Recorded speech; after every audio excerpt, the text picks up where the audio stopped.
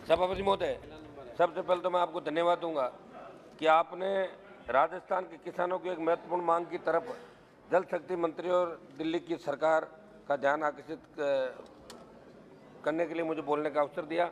मैं सरकार का ध्यान आकर्षित करते हुए राजस्थान में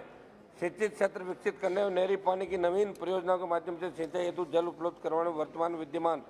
सिंचाई परियोजनाओं के विस्तार की मांग के क्रम में अवगत कराना चाहता हूं कि योजनाबद्ध विकास के 70 वर्षों से भी अधिक समय के बाद भी राजस्थान आधारभूत संरचना की दृष्टि से अन्य राज्यों की तुलना में पिछड़ा हुआ है, क्योंकि राजस्थान कृषि प्रधान राज्य है और लोग जीवन स्तर के लिए कृषि पर निर्भर है। परंतु भौगोलिक दृष्टि पर नजर डालें तो अधिकतर खेती मानसून पर निर्भर है और कुल सिंचित क्षेत्र का 64% सिंचित क्षेत्र कुओं नलकूपों पर निर्भर है, जबकि मात्र 33% नहर से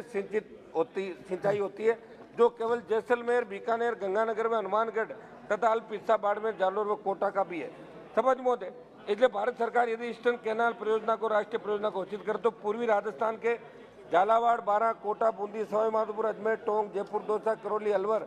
भरतपुर व धौलपुर आदि 13 जिलों में 26 बड़ी व मध्यम सिंचाई परियोजना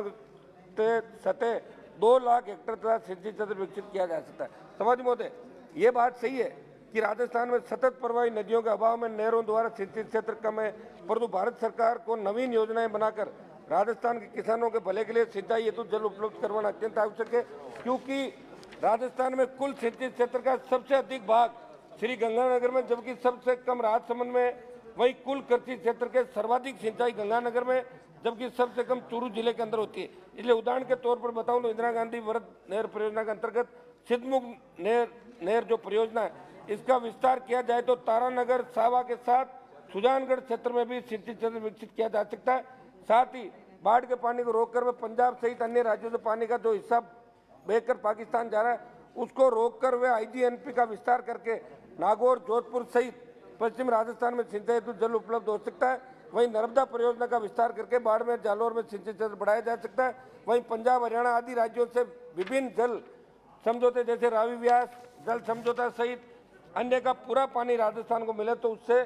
भी सिंचित क्षेत्र विकसित करने की पूर्ण संभावनाएं बनती है। साथ ही राजस्थान की नहर परियोजनाओं के विकास के लिए केंद्र को बजट जारी करने की जरूरत है। इसलिए सरकार किसान की पीड़ा को समझकर राजस्थान में नया सिंचित क्षेत्र विकसित करे। मैं आपके माध्यम से दिल्ली की सरकार का ध्यान और जल शक्ति मंत्री का ध्यान इस ओर आकर्षित बहुत बहुत धन्यवाद। राजस्थान में सिंचित क्षेत्र बढ़ाया जाए।